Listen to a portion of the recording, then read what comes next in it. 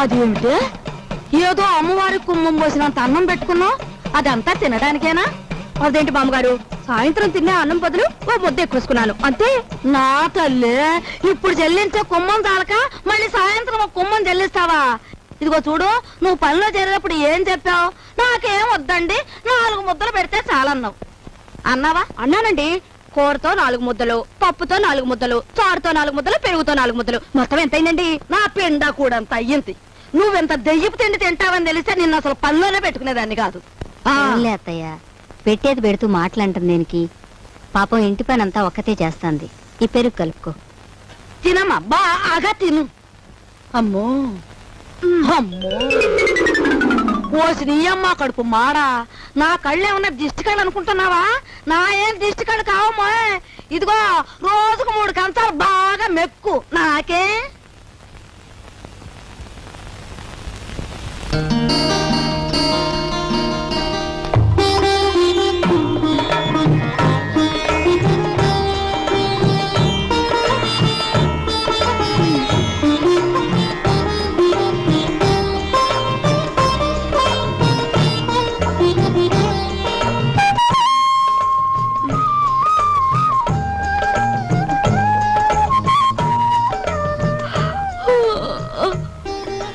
అదేంటది? ఆ చూపేంటి? ఎప్పుడు ఆడదాని ముఖం చూడనట్టు. ఎవరు నువ్వు నాయనా? అన్నయ్య,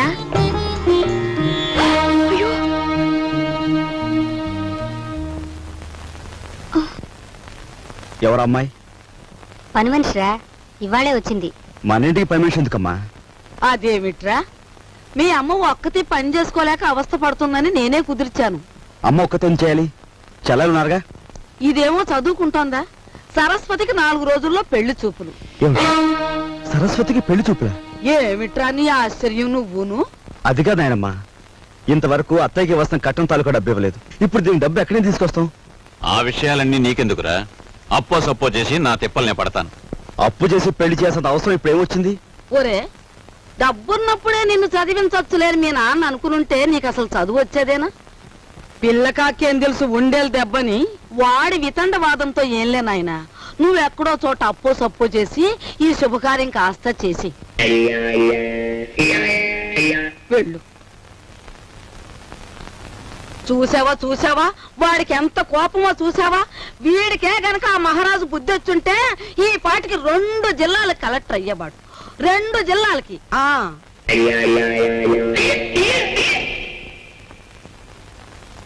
అన్నయ్య, కాఫీ. సరస్వతి, అలా కూర్చో.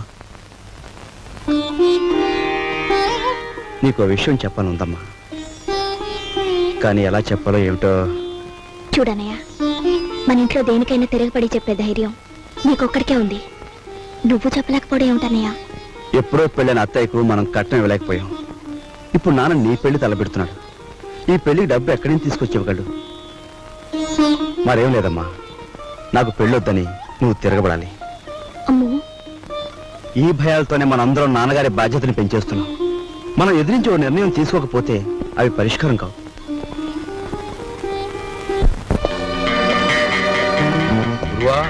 అంతా ఎంక్వైరీ చేశాను.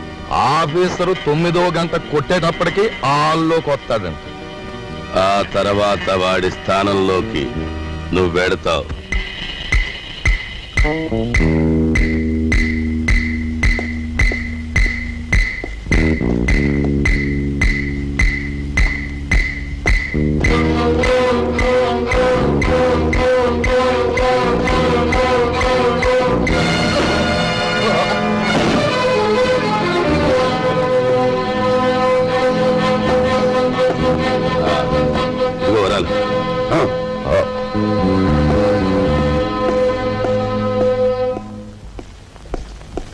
Good morning sir.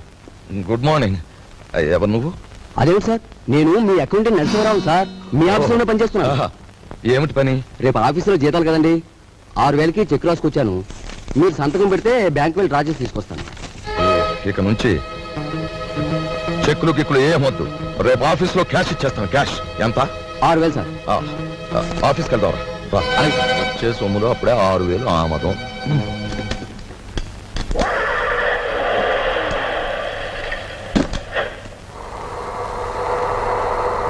వాడు మా పెద్దబ్బాయి ఎంఏ చదివాడు. నేను నిరుద్యోగిని. మరి మీరు? నిరుద్యోగ సంఘానికి అధ్యక్షుణ్ణి. మరి ఇది ఈ పెళ్ళేంటంటారా? ఉద్యోగం లేదే పెళ్లి చేసుకోకూడదు అనుకుంటే ఫర్ అంతే, అలా ముదిరిపోవడమే. మరి మీరు? నేను ముద్రపోవడానికే నిశ్చయించుకున్నాను. చూడు మిస్టర్. రాజు,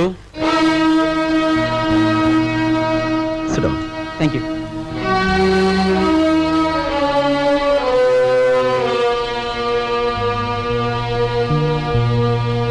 లలిత,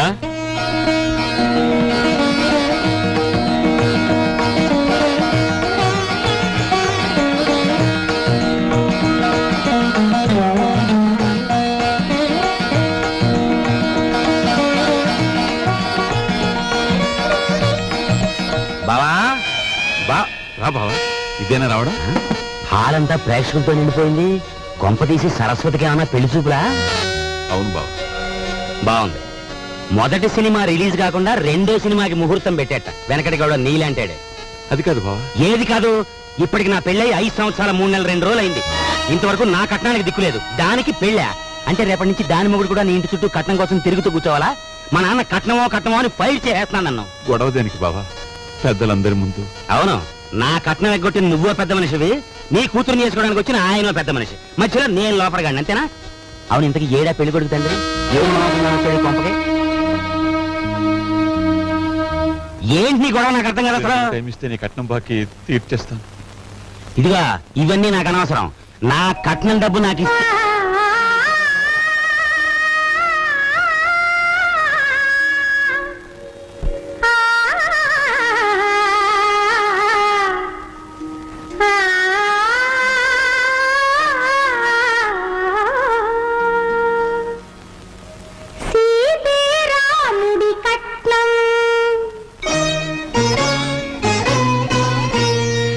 అయ్యా, మీ అమ్మాయి మాకు బాగా నచ్చింది. మేము అడిగిన కట్నం డబ్బు ఇచ్చేట్టయితే మీ అమ్మాయిని మా అబ్బాయికి చేసుకోవడానికి మాకేం అభ్యంతరం లేదు. ముందుగా డబ్బేదో ఏర్పాటు చేయండి. ఏమన్నా బాలేవారే, డబ్బు ఏర్పాటు చేసి ముందు నా బాకీ తీర్చమనండి. ఆ తర్వాతే మీ అబ్బాయి పెళ్లి. అమ్మా అయ్యా, వారు సెలవిచ్చినట్టే కానివ్వండి. నమస్కారం. పదరా. రా బావా, నా బాకీ తీరే వరకు నేను ఇక్కడి నుంచి కదలను. నీ ఇంట్లో ఏ శుభకార్యం జరగనివ్వను.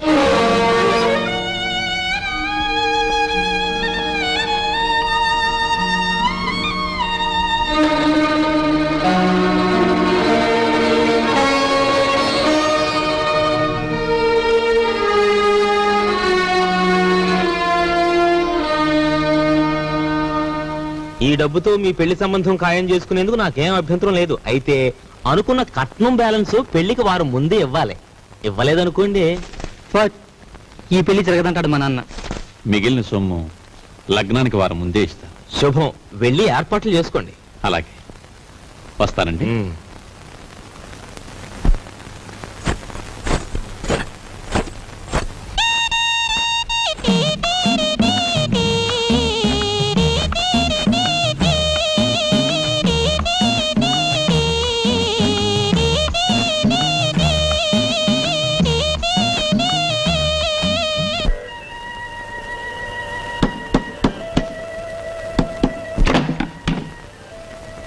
లోపలికి రమంగి. చిచి, నువ్వు కాస్తంత లేవు, అందులోనూ చదువుకునే కుర్రాడివి. నీ గది నిండా బూతు బొమ్మలా. ఏంటయ్యా నువ్వు చదివేది? ఉండు, నీ పని చెప్తాను. అమ్మగారు, అయ్యగారు, పెద్దబ్బాయి గారు, మంగి మంగి, ఇంకెప్పుడన్నా పిచ్చి పిచ్చి వేషాలేస్తూ నా వంక చూసావో జాగ్రత్త. ఇక నుంచి నీ గది నువ్వే ఊడ్చి పాచి పోగు చీపురు అటువైపు పడే. లేదు అమ్మగారు? వద్దు, నా గది నేనే ఊడ్చుకుంటాను. ఉమ్.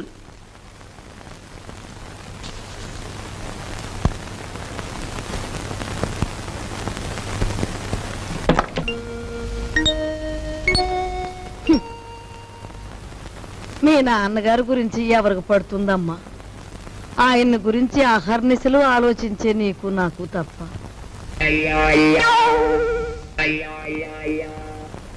అమ్మాయి సావిత్రి వచ్చిందిగా, ఏం వండుతున్నా? పప్పులు చేసి చాలే, ఆడబిడ్డ ఇంటికి వస్తే పులుసుతోనూ చారుతోనూ అన్నం పెడతావా? నా తల్లికి నేతిగారులంటే ఇష్టం, అవి చెయ్యి. ఆగండి ఆగండి, అక్కయ్య వంట చేస్తోంది కదా అని సున్నుండ్లు గారెలు చేయమంటే ఆవిడకి ఎంత ఇబ్బంది ఆలోచించారా? పర్వాలేదు బాబు, ఇదో శ్రమ. నాకు తెలుసు అక్కయ్య, నీకు భూదేవుకున్నంత ఓపుకుందని. అయినా నేను ఎప్పుడైనా నాకు సేమియా పాయసం అంటే మహా ఇష్టం అని చెప్పానా? చెప్పను.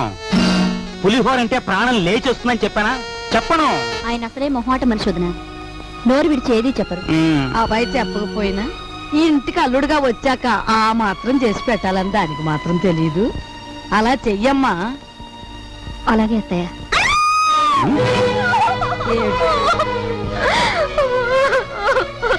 ఏమిటే, ఏమైంది? ఎందుకు ఏడుస్తున్నావు?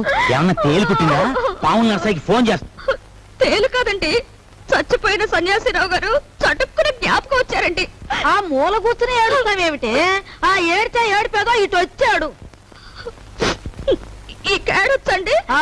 అవునన్నట్టు ఎవరో జ్ఞాపకం వచ్చి ఏడుస్తున్నావు కదా, హూ ఇస్ దట్ సన్యాసి? ఏదైనా ఫ్లాష్ బ్యాకా? ఏం బ్యాకో నాకు తెలియదు గాని తమలాగే అతను కూడా ఒక రోజు అత్తారింటికి వచ్చాడండి. ఇంతకేం జరిగిందే? ఆయన గారు వచ్చి సరిగ్గా అయ్యగారు అడిగిన పిండి వంటలే చేయించుకొని తిన్నారండి. తింటే తినాలే, ఆ తర్వాత? ఇంకా ఏం జరగాలండి, రాత్రి అయ్యేసరికి జ్వరం వచ్చిందండి. ఆ తర్వాత వాంతులండి. ఆ తర్వాత విరోచనాలండి. తీరా చూస్తే కలరా అన్నారండి. కలరానా? ఆ మర్నాడు పొద్దున ఆ బాబుగారు ధన్మని చచ్చిపోయారండి. ధన్మని చచ్చిపోయాడా? సరిగ్గా ఈయన అడిగిన పిండి వంట పిండి వంటలు వద్దు, పాడు వద్దు కానీ నీకు నమస్కారం తల్లి, ముందే చెప్పావు. మనిషి బాగుంటే చాలేమ్మా, పిండి వంటలు లేకపోతే పోయాయి.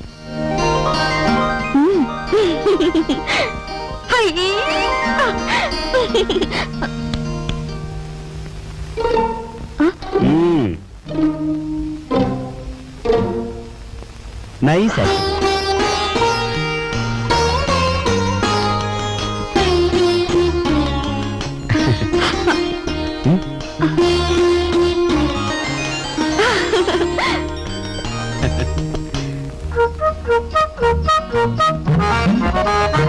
ఓయ్ ఓయ్, తొందరగా లాగించో లాగించో. లాగించు లాగించు అని జతకావాడు గుర్రపు తోక లాగినట్లు లాగుతుంటే తెరుచుకోవద్దు. దీని నంబర్లు తెప్పలేక నాకు దిమ్మ తిరిగిపోయి బొమ్మ కనిపించేస్తా. అంత చికాకున్నా వాడివి జీతాలు క్యాష్ పేమెంట్ ఇస్తాను ఎందుకు ఒప్పుకున్నారా బేవర్స్ నా కొడక? ఒప్పుకోక సావమంటావా? సంతకం పెట్టడానికి సిద్ధపడితే చెక్కు మీద అంతే మన బండారం బయటపడిపోయి స్వామియే శరణం.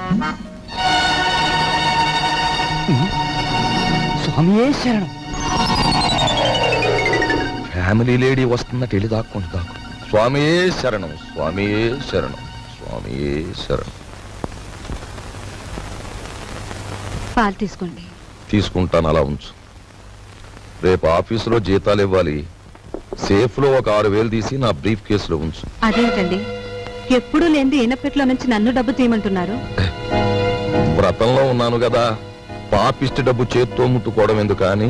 దీని నంబర్లు నాకెప్పుడు చెప్పలేదు కదా, ఇప్పుడైనా చెప్పండి, తీసిస్తాను. ఎన్నాళ్ళు లేని డబ్బు యాతన ఇప్పుడు మాత్రం నీకెందుకు? స్వామియే శరణం. నే పూజ చేసి పడుకుంటాను, నువ్వు వెళ్ళి పడుకో. అలాగే. స్వామియే శరణం.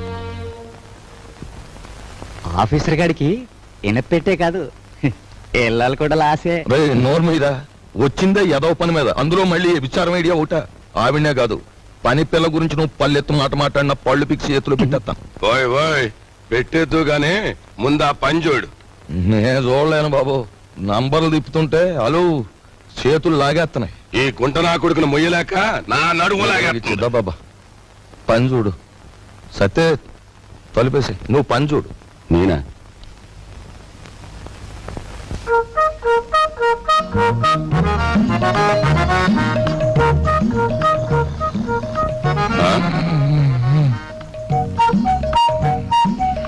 అమ్మ నా కొడక, వచ్చిందా అలు? ఒరే ఒరే, గాడిది వాండ్రించినట్టు నువ్వు కొరకెట్టు తొంగుంటే నా బుర్ర ఏమన్నా పని చేయాలంటావా? కోప్పడ గురువా. అలు, ఆఫీసర్ గారికి గురకెట్టే అలవాటు ఉంది. ఇప్పుడు మనం గురకెట్టలేదనుకో, ఫ్యామిలీ లేడీకి అనుమానం వచ్చేస్తుంది. పని చూడరా, పని చూడు. కర్మరావు బాబు, నిన్ను పనిలో పెట్టి నేను చేయాల్సి వస్తుంది. ఏమండి, వచ్చే అన్నయ్య వచ్చేస్తున్నాడు. అసలు విషయం తేలిపోవాలి, జాడిని వదిలిపెట్టండి. ఊరుకుంటే లాభం లేదు.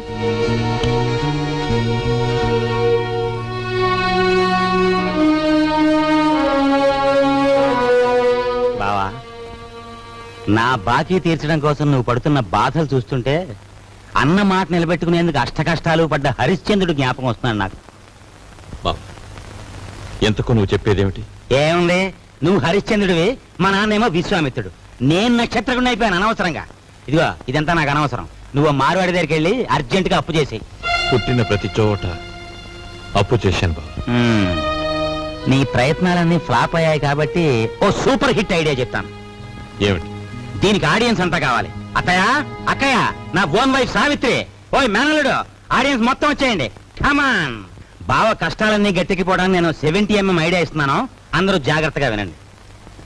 పెద్దాపురం బసవయ్య గారి అమ్మాయిని మన రాజుకిచ్చి పెళ్లి చేసేస్తే వాళ్ళు భారీ ఎత్తున కట్నం ఇస్తారు. దాంతో ముందు నా కట్నం బాకీ తీర్చేయచ్చు. మన సరస్వతి పెళ్లి చేసేయచ్చు. మిగిలిన బ్యాలెన్స్ డబ్బుతో ఓ కిళ్ళి కొట్టు పెట్టుకోవచ్చు. కాకపోతే ఏంటంటే ఆ అమ్మాయికి ఓ కన్ను గుడ్డి, ఓ కాలు కుంటి. వెధవ సలహాలు ఒక నోరు మూసుకో. మా రక్తం ఓడ్చైనా సరే నీ కట్టిన డబ్బులు సెటిల్ చేస్తాం. అంతవరకు తేరగా తింటూ కూర్చో. అంతేగాని ఇంకెప్పుడు ఇలాంటి పిచ్చి పిచ్చి సలహాలు మాత్రం ఇవ్వకు. జాగ్రత్త. ఏమిటన్నయ్యా, మనిషి అంత మనిషి మీ బావని పట్టుకొని వాడంతంత మాట్లాడుతుంటే నువ్వు చూస్తూ ఊరుకుంటావా? ఒరే, పెద్దంతరం చిన్నంతరం లేకుండా ఇంటి అల్లుండి పట్టుకుని అట్ట ఎత్తి కొదేస్తే ఆడి కాస్త గడ్డి పెట్టలేవు. లలిత, ఎండలో అలిచిపోయి వచ్చాడు, వెళ్ళి వాడికి అన్నం పెట్టు. అమ్మో అమ్మో, అయ్యో